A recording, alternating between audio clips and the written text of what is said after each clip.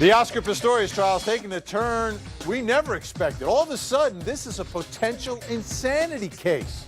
Let's bring in my guest. We've got Michael Brannon, clinical psychologist, joining us from down in Fort Lauderdale. Michael, thanks so much. Great to see you again. All right. Hey, Vinny, good to see you. Good to see you. He's going to be evaluated as an outpatient for apparently 30 days. Although when I added it up on the calendar, it was 25 days, but don't worry about that. Three psychiatrists, one clinical psychologist. What's that? How do you do it? I mean, you've got the 4 people that are going to be evaluating him. Is it just interviews? Do you like put him in a room and just look at him? What's going to take place here?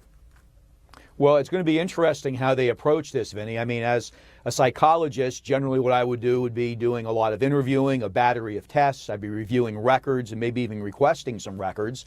As a psychiatrist, most of what they'll be doing is doing extensive interviews, maybe some observations and some record review as well.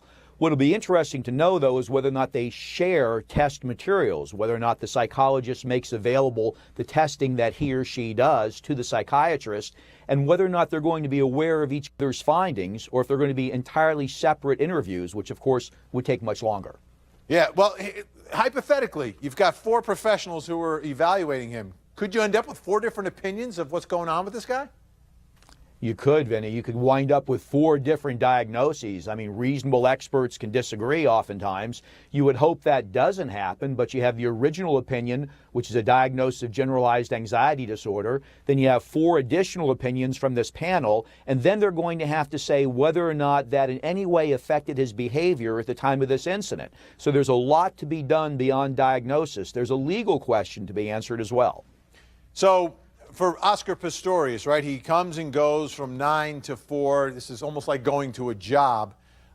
Is anything that he does after 4 o'clock, like when he's back at home, can any of that impact the way this evaluation goes, whether he goes out and perhaps has a few drinks or, you know, does something else in his life? Would it impact this diagnosis or this evaluation?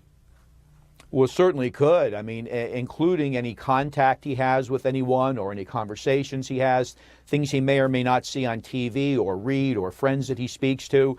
But there's also the other evaluations. What's the effect of one evaluation after another? Many of the same questions will be asked from a historical standpoint and from a diagnostic standpoint. So how does that change him, Vinny, over time after his second evaluation, his third evaluation, after hearing many of the same questions over and over again? All right, Michael Brown, I'm sure we'll be speaking in 30 days or less on this again. Thanks so much. Appreciate it.